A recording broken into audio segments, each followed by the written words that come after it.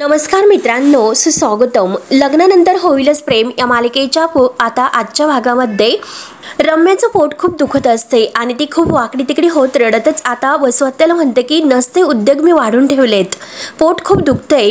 तेव्हा आता वसुहत्या विचारत असते. वसुहत्या काही रम्याच्या बोलण्याकडे लक्ष देत नाही. तेव्हा रम्याचं लक्ष जाते वसुहत्याकडे आणि ती लगेच वसुहत्यांना म्हणते की आई, येथे मात्र माझं पोट इतके दुखते आणि अगदी तुझं लक्ष सुद्धा नाही. मी रडकुंडीला आले, इतका त्रास मला होतोय आणि तू साधं माझ्याकडे बघत सुद्धा नाही. मग तू सुद्धा त्या पारसारखीच माझ्याबरोबर वागते. त्यावर आता रम्याचं हे बोलणं ऐकून वसुहत्या म्हणतात, रम्या जे काही झालेलं आहे तर ते नीट तू व्यवस्थित सांगू शकली तर बरं होईल. कळले ना तुला? तर आता रम्या ही चिडते. रम्या म्हणते की जा, आता तर मी तुला काहीच सांगणार नाही. इतकं माझ्या पोटामध्ये दुखतं, मला त्रास होतोय. त्यावर आता लगेच वसुहत्या म्हणते की हो रम्या, मला सुद्धा त्रास होतोय, पण मी तुझ्यासारखी अशी रडत नाही बसलेली. त्यामुळे प्लीज रम्या, तू आता हे जे काही रडणं एकदाच बंद कर, कारण ती ऐकण्याची ताकद माझ्यात नाही आता. त्यावर तर वसुहत्याचं हे बोलणं ऐकून रम्या म्हणते की आई, हे सर्व तू बोलतेस?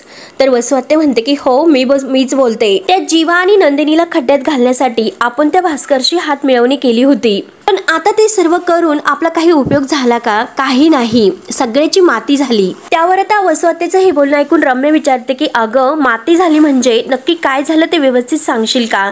तर आता वसुहत्या म्हणते की हे बघ, त्या जीवाला मात्र आपण इतके दिवस मूर्ख समजत होतो, पण त्याने तर हुशारी दाखवली. तर रम्या विचारते की त्याने आता काय हुशारी दाखवली? तर वसुहत्या म्हणते की त्याने काय हुशारी दाखवली? अगं, तुला आठवते का काल आनंद निवासचं ऑक्शन होतं? तर रम्या म्हणते की हो आठवतंय, पण पुढे काय झाले? तर वसुहत्या सांगते की अगं, त्या ऑक्शन मध्ये त्या जीवाने काय केलं, तर त्या जीवाने मात्र आनंद निवासची जी जागा आहे तर ती विकत घेतली. ते ऐकून मात्र रम्याला धक्का बसतो. रम्या म्हणते की काही कसे आई? अगं, तू काही पण बोलते. त्या जीवाला मात्र त्याच्या शूटची जागा सुद्धा नंदिनीला दाखवावी लागते आणि त्या युजलेस अगदी जीवाने मात्र कोटींची प्रॉपर्टी विकत घेतली. आई, कसं शक्य आहे ग? तू काही पण कसं बोलते? आता रम्याचा मात्र विश्वास नसतो. तेव्हा वसुहत्या म्हणते की अगं, तेच तर कळत नाही, कारण 10 कोटी जी रक्कम आहे ती अगदी कमी रक्कम नाही ग. 10 कोटी ऐकून मात्र रम्याचे होश उडतात. रम्या विचारते की 10 कोटी? तर वसुहत्या म्हणते की हो 10 कोटी. तर वसुहत्या म्हणते की हे 10 कोटी त्याने कसे आणि कुठून उभे केले असतील माहिती नाही. त्यावर आता रम्या म्हणते की आई, मला असं वाटतं की त्याने नक्की त्याच्या समोर हात पसरले असतील आणि नक्की पैसे दुसऱ्याकडून घेतले असतील, की मार्केटमध्ये मामांचं नाव सांगितलं असेल आणि पैसे त्याने उचलले असतील. आणि आई, तू ऐकून घे बरं, आता ह्या सगळ्याचा विचार आपण नंतर करूयात. खाली चल, तू बघ सगळेजण दिवाळीचा आनंद किती उत्साहात घेतात. दिवाळी अगदी उत्साहाने साजरा करतात. अगं, हे बघ आई, तू काही कर पण त्यांच्या आनंदाला मात्र तू सुरुंग लाव. तेव्हा आता रम्याचं हे बोलणं ऐकून वसुहत्या म्हणते की सुरुंग लावू? अगं, आता काय सुरुंग लावायचं राहिलेलं आहे? आतापर्यंत खूप काही प्लॅन केले, ते सगळे हुस निघालेत. मग आता आणखीन काय सुरुंग लावायचे आहे रम्या? आणि त्या देवाच्याच मनात काहीतरी आले तरच मात्र मोठा धमाका होईलच. तेव्हा मात्र आता रम्याला आणखीनच टेन्शन येते. त्यानंतर आता इकडे काव्याची अगदी मस्त तयारी सुरू असते. आधी सगळीकडे ती दिवे वगैरे लावते आणि आता सगळीकडे डेकोरेशन वगैरे सर्व काही झालेलं असतं. आकाश कंदील वगैरे सर्व लावलेलं असतं. तेवढ्यात मालिनी फोनवर बोलत असते आणि बोलणं झाल्यानंतर ती फोन ठेवते आणि काव्याला विचारते की तुला इथे काही मदत हवी आहे का? तेव्हा आता काव्या म्हणते की नाही मालिनी देशमुख, सगळं झालेलं आहे. फुलांच्या माळा सोडून झालेल्या आहे, लाइटिंग झालेली आहे आणि आपल्या वॉचमॅन काकांना सुद्धा मी अगदी बाहेरचं अंगण स्वच्छ करायला सांगितलेले. म्हणजे कसं होईल की त्या स्वच्छ अंगणामध्ये छान मस्त मोठी रांगोळी काढूयात तर. आणि हे बघा, आणखीन काय काय करायचं आहे ते बोला बरं.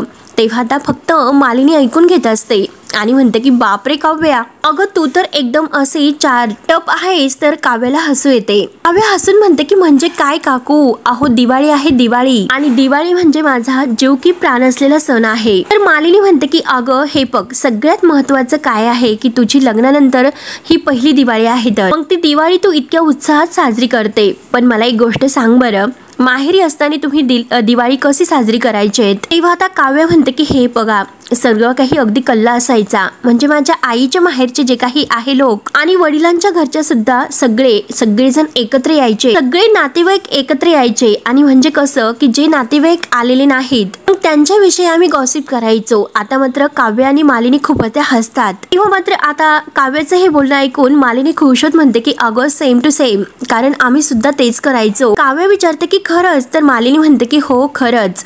आणि काव्या म्हणते की तुम्ही. त्यावर आता मालिनी म्हणते मी आणि माझी बहीण टीव्ही शेजारचा जो कोपरा आहे ना तो पकडायचो. हातामध्ये चिवड्याची वाटी असायची आणि चिवडा खात खात मात्र शेजाऱ्यांबद्दल, समोरच्या बद्दल, मैत्रिणीबद्दल, अगदी नातेवाईकांबद्दल गॉसिप करायचो. गॉसिप केल्यानंतर काय होतं की मनामध्ये गोष्टी राहत नाही म्हणून. तेव्हा आता काव्या खुशात म्हणते की हो आई ते हेल्दी असतं खूप. परंतु मालिनी काकू तुम्ही तर चांगल्या छुपा उत्साहात निघाल्या हो. तर आता मालिनी म्हणते की ए काव्या. तर काव्या खुशात म्हणते की अहो मालिनी काकू पण तुमच्याकडे बघून तसे नाही वाटत हो. पण बाय द वे यावर्षी मात्र तुम्ही कुणाला सांगितले की नाही, इन्व्हिटेशन दिले की नाही. त्यावर आता मालिनी म्हणते की हो सांगितले, शेजारच्यांना सांगितलेले आहे, काही नातेवाईकांना सांगितले आहे, माझ्या मैत्रिणींना सांगितलेले आहे. बघूयात की आपण कोण कोण येते म्हणून. आणि तेवढ्यात मात्र पियू आता आवाज देते की काव्या बहिणी अगं जरा इकडे ये ना. तर काव्या तिला आवाज देते की हो हो येते येते.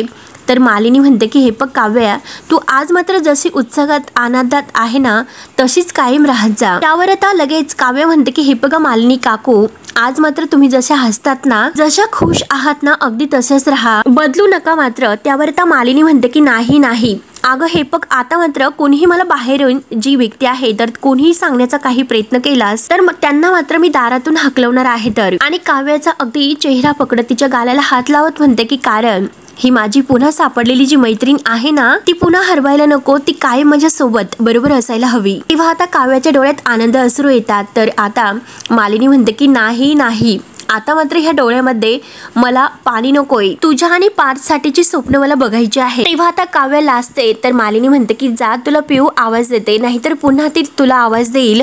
तर काव्या म्हणते की बरं ठीक आहे आलेच मी, असे बोलून काव्या आता आत जाते. तर तेव्हा मालिनी विचार करते की अजून मात्र कोणाला इन्व्हाइट करायचं आहे, पण खरं तर अजूनपर्यंत मी सुनीताला काही बोलावलेलं नाही, मग काय करू मी तिला बोलावू का असा विचार करून आता मालिनी सुनीताला फोन करते. तर आता सुनीता फोन उचलते आणि बोल मालिनी असं म्हणून मालिनी तिला विचारते की काय ग गडबडीत आहे का.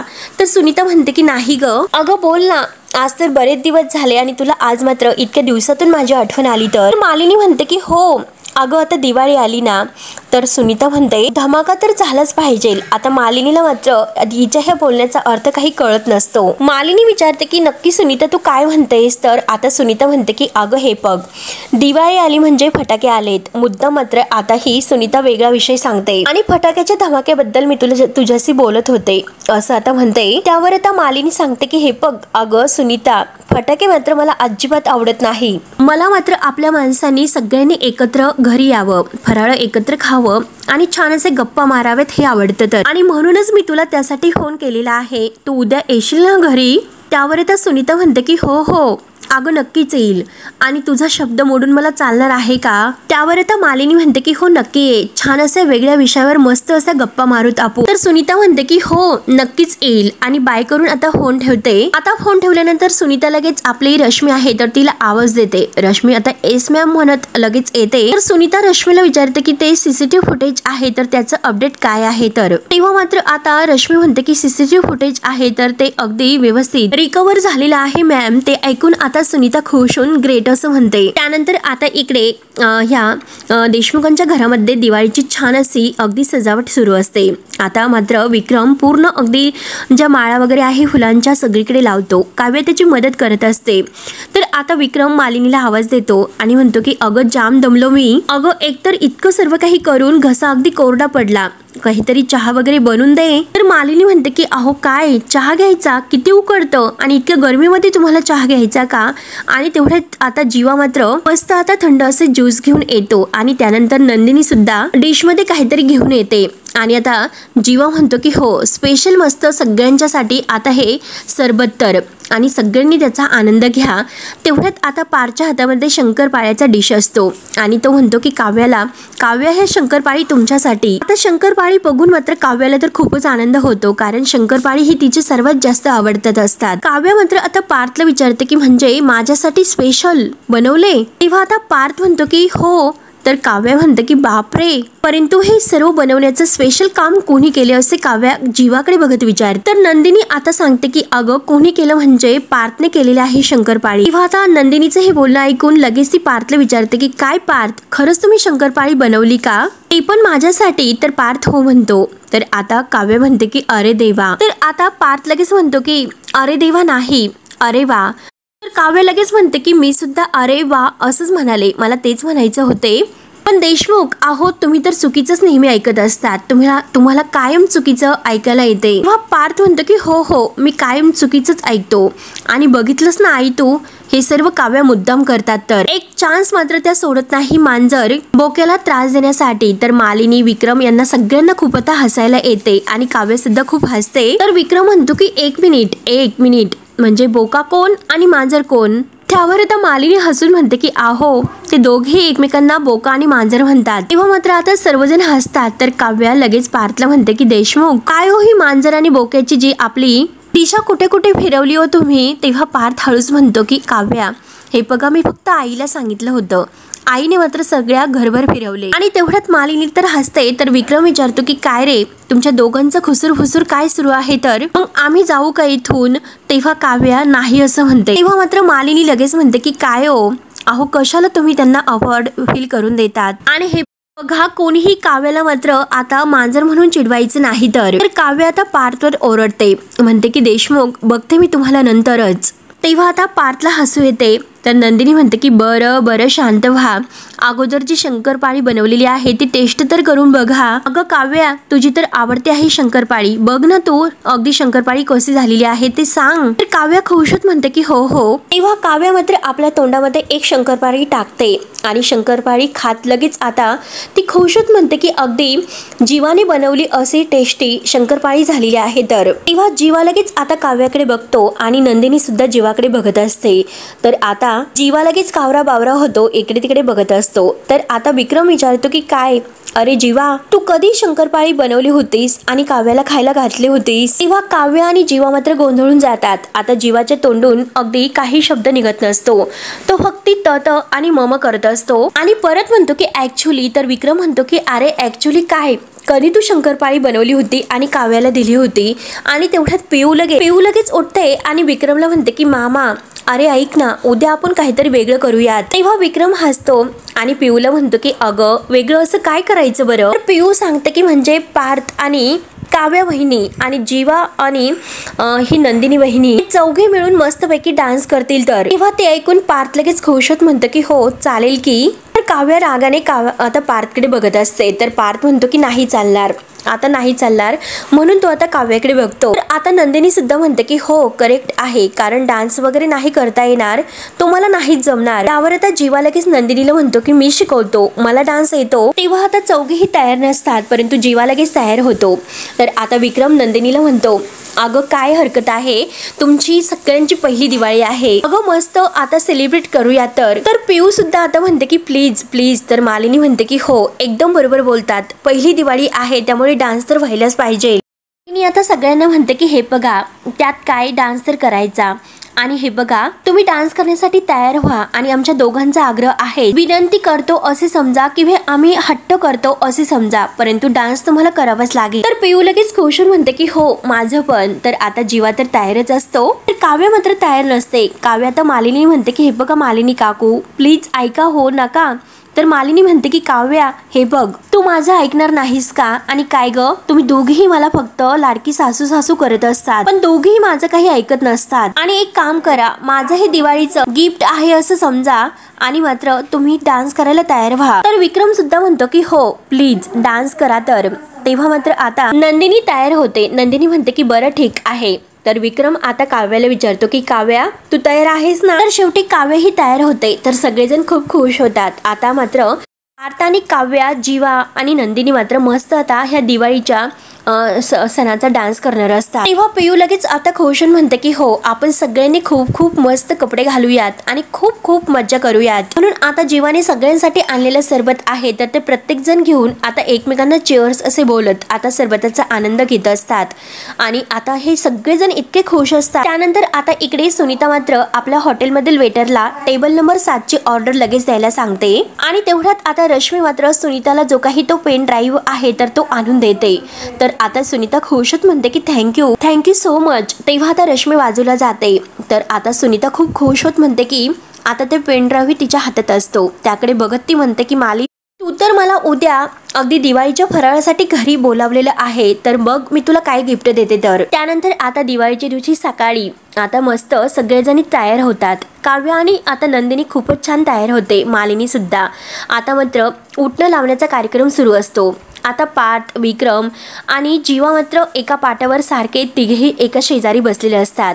तर काव्य मात्र पार्थला उठणं लावत असते आणि मालिनी मात्र ही विक्रमला, तर नंदिनीही आता जीवाला उठणं लावत असते. पिऊ सुद्धा त्यांच्या जवळच असते आणि लगेच तेथे वसुहत्या आणि रम्या मात्र ह्या तयार होऊन खाली येतात. आणि आता रम्याचा हे सर्व बघून खूपच जळफळाट होत असतो. ती आता वसुहत्याकडे बघते. पिऊ मात्र नंदिनीला विचारते की अगं नंदिनी वहिनी, आजच्याच दिवशी मात्र आपण तेल आणि उठणं का लावत असतो. त्यावर आता नंदिनी खुश होत म्हणते की अगं हे बघ, तेल आणि उठणं लावणं म्हणजे शरीराची काळजी घेण्यासारखं आहे. तर त्यानंतर आपली स्किन आहे तर ती अगदी गोड आणि टवटवीत होती, तर अगदी तुझ्यासारखी. तर काव्य आता पार्थकडे बघत खुश होत म्हणते हे सगळं काही आज करायचं कारण ते पवित्र असतं, तर म्हणून ती पार्थला तर उठणं लावत असते. तर पार्थ रोमांटिक होत तिच्याकडे बघत असतो. रम्याचा मात्र हे सर्व बघून जळफळाट होत असतो. तेव्हा आता नंदिनी पिऊला म्हणते की अगं खरं तर आज मात्र मी तुला सांगते, आजच्या दिवसापासून तेल आणि उठणं लावून अगदी दिवाळीपर्यंत आंघोळ करायची असते. अगदी वर्षभरपर्यंत ते शक्य नसल्यामुळे आपण फक्त आजच्या दिवशी उठणं लावतो.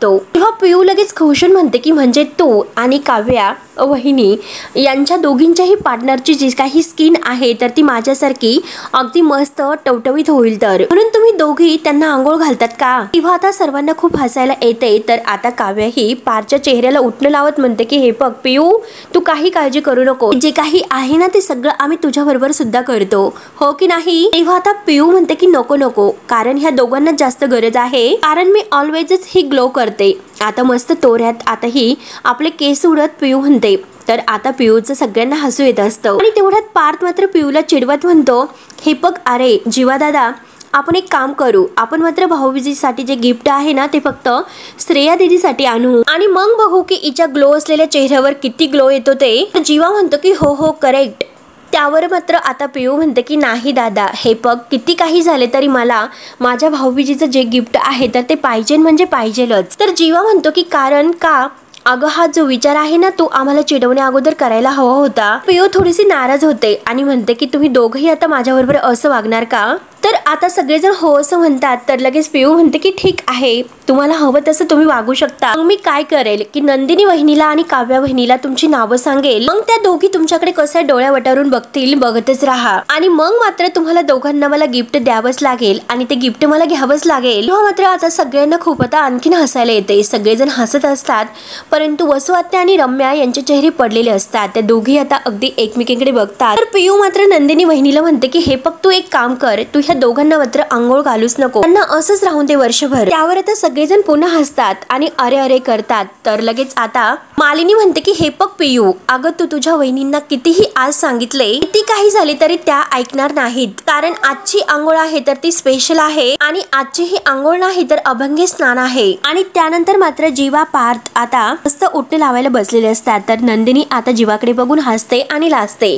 तर आता काव्य सुद्धा ही पार्थकडे बघून हसते. तर विक्रम लगेच मालिनीला म्हणतो की बघितलंस का, बघ अगं त्या दोघी किती लाजतात. आता काव्य आणि नंदिनी गालातल्या गालात हसत अगदी खाली बघत लाजत असतात. सगळ्यांना आता आणखीन हसायला येते. विक्रम मालिनीला म्हणत असतो की अगं पहिल्यांदा जेव्हा तू मला उठणं लावलं तेव्हा सुद्धा तू इतकं लाजत नव्हतीस, इतक्या ह्या दोघी लाजतात. तेव्हा आता मालिनी म्हणते की हो का, तुम्हाला इतकं सर्व आठवते का.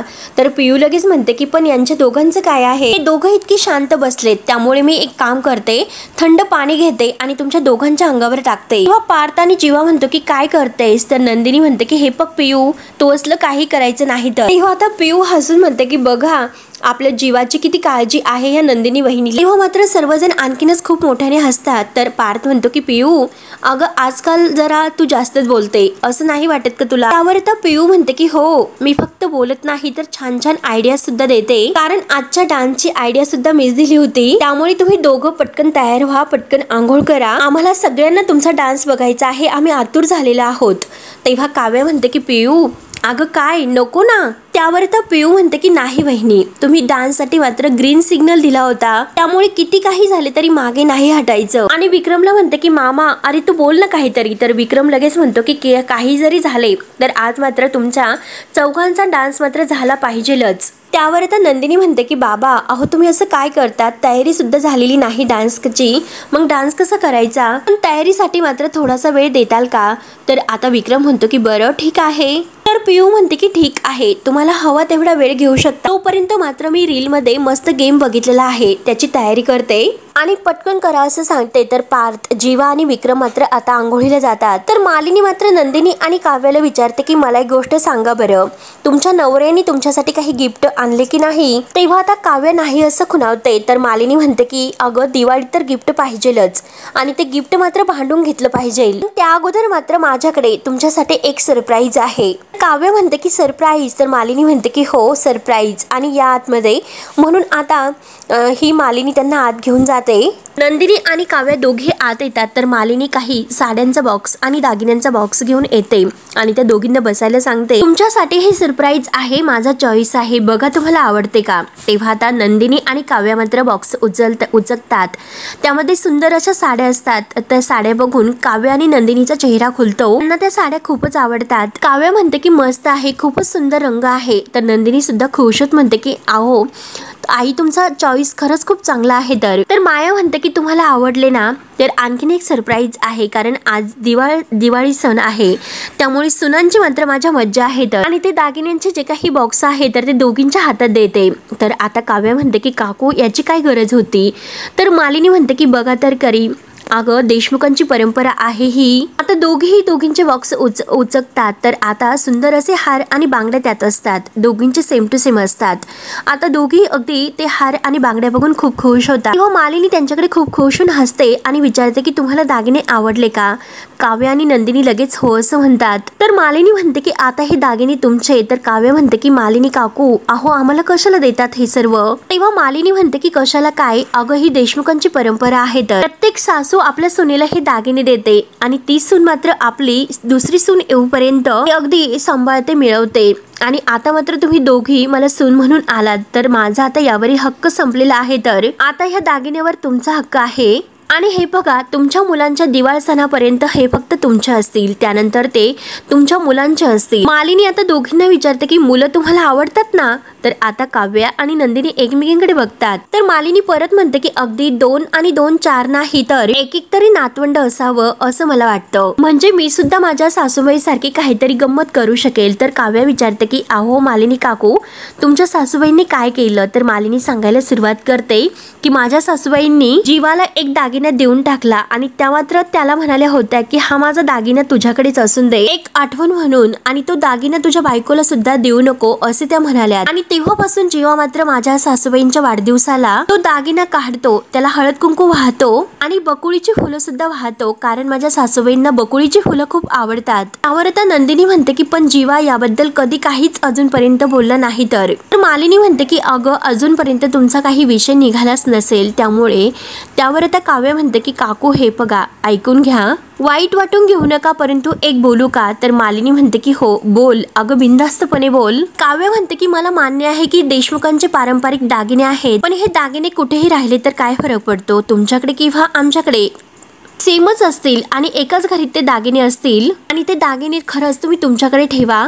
कारण कसं आहे की इतकी महागडी गोष्ट माझ्याकडे आहे हे विचारानेच मला खरंच खूप भीती वाटते, त्यामुळे हे दागिने तुम्ही तुमच्याकडेच ठेवा. तर आता मालिनी म्हणते की काव्या अगं त्यात भीती वाटण्यासारखं काय आहे बरं. आणि तसंही मात्र आता ह्या देशमुखांचा जे काही मान आहे, जे काही अगदी सन्मान आणि जे सन्मान रीतीभाती हा जो काही डोलारा आहे तो आता यापुढे तुम्हाला सांभाळायचा आहे. तर आणि तसेही दागिने माझ्या सुनांकडे जास्त शोभून दिसतील.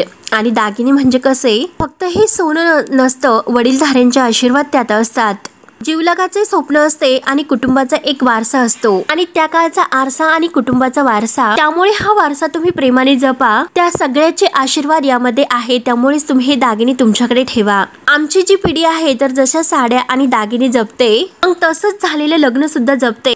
आम्ही आमच्या दागिने साड्या जसं मिरवतो तसं आमचं नातं सुद्धा आम्ही मिरवतो। आणि हेच मला तुम्हाला सुद्धा सांगायचं आहे की ज्या कौतुकाने ज्या प्रेमाने या दागिन्यांकडे तुम्ही बघतात तर त्याच कौतुकाने नात्याकडे सुद्धा तुम्हाला तसंच त्या प्रेमाने आणि कौतुकाने बघता आलं पाहिजे। मला तर वाटतं की नवरा बायकोंचं नातं हाच एक खूप मोठा दागिना असतो, हो की नाही? तर नंदिनी आणि काव्या एकमेकांकडे बघतात तर आता मालिनी म्हणते की मी इथे काय बोलत बसले, तुमचे नवरे तिकडे तुमची वाट बघत असतात, तुम्ही आता सुद्धा खूप सुरेख दिसतात आणि ह्या साड्या नेसल्यानंतर आणखीनच सुंदर दिसताल। आणि मला तर वाटतं की तुमच्या नवऱ्यांची आज विकेट पडणार आहे, तर त्यामुळे जा तुम्ही लगेच तयार व्हा। तर काव्या आणि नंदिनी खूप खुश होतात आणि लगेच तयार होतात। तर मित्रांनो, शेवटी हा भाग येथे संपतो। पुढील भागामध्ये जीवा आता तयार होत असतो आणि त्याच्या मागून आता नंदिनी येऊन आता उभी राहते। नंदिनीने आता मालिनीने दिलेली साडी नेसून ती तयार होते, तर आता जीवा तिच्याकडे बघतच असतो। त्यानंतर आता इकडे पार्थ अगदी काव्याकडे बघतच असतो। दोघे छान तयार होतात। काव्याने मात्र अगदी केसांना गजरा वगैरे लावून मालिनीने दिलेली साडी नेसलेली असते, ती सुद्धा खूप सुंदर दिसत असते आणि पार्थ आता तिच्याकडे बघत असतो। तर आता मात्र नंदिनी ही जीवाला हॅपी दिवाळी असं म्हणते। काव्या मात्र आता बाहेर जायला निघते, तर पार्थ म्हणतो की काव्या, आणि परत काव्य मागे वळून बघते तर आता पार्थ तिला शुभ दीपावली असं करतो। तर आता काव्य सुद्धा आता पार्थला शुभ दीपावली देशमुख असं म्हणून दोघे एकमेकांना अगदी शुभ दीपावलीच्या शुभेच्छा देतात। त्यानंतर आता इकडे रश्मी सुनीताला विचारते की मॅम तुम्ही कुठे जातात का? तर रश्मी आता हो म्हणते आणि फटाके फोडायला असं म्हणते। तर मित्रांनो, पुढे काय होईल हे बघण्यासाठी आपल्या चॅनलला नक्की सबस्क्राईब करत राहा। धन्यवाद।